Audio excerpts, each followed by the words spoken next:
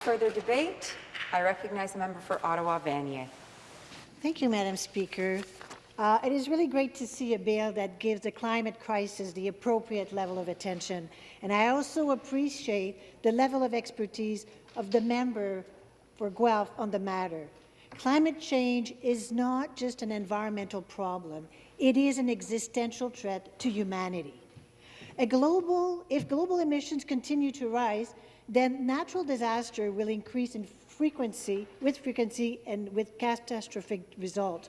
We don't need more impact assessment. We need to act, and we need to act now. If we want to stop the already felt impact, then all jurisdictions must do their part in reducing greenhouse gas emissions. As a society, we should be treating climate change just as seriously as if we were at war, because the climate crisis has the same potential for dire consequences.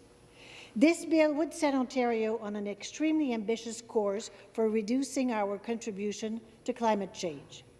If every jurisdiction in the world had a plan to achieve the type of reductions foreseen in this bill, then the climate emergency would be resolved, and warming would be held to 1.5 degrees Celsius.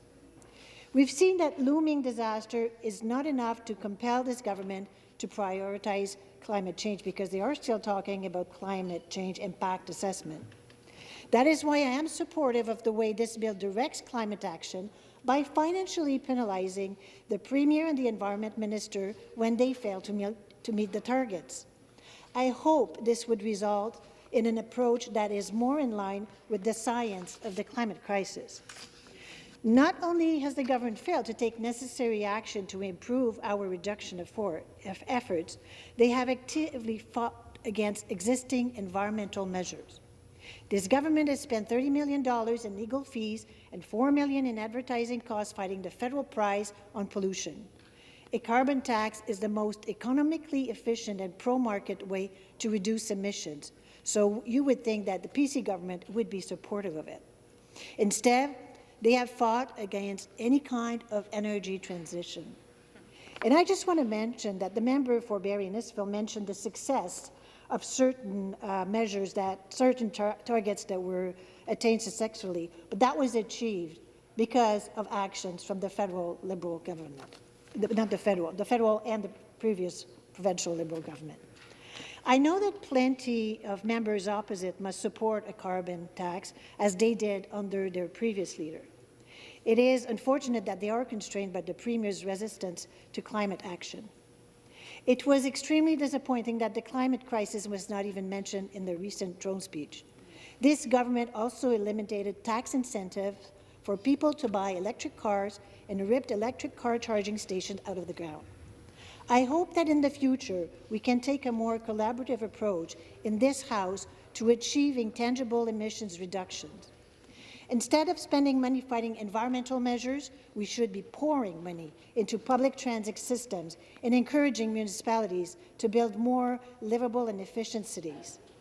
We should also be taking a more ambitious approach to transitioning our energy system and strictly limiting the amount of methane that is emitted in Ontario. This private member's bill has firm and ambitious targets for emissions reduction, and I am happy to express cross-partisan support for it. I, like many members of this House, am inspired by the commitment that my children have to climate justice. They urge me to constantly push for stronger climate action, and I do my best to make them proud. And by the way, these notes were written by a young lad working in my office who's really attuned to what's happening in the crisis. And I'm sure that many of us have kids like this, and we have all witnessed the mass demonstrations that students have held to push for a greener future.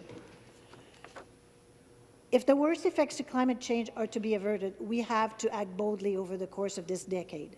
Let's treat this issue with optimism and commit to doing our part in holding warming to 1.5 degrees.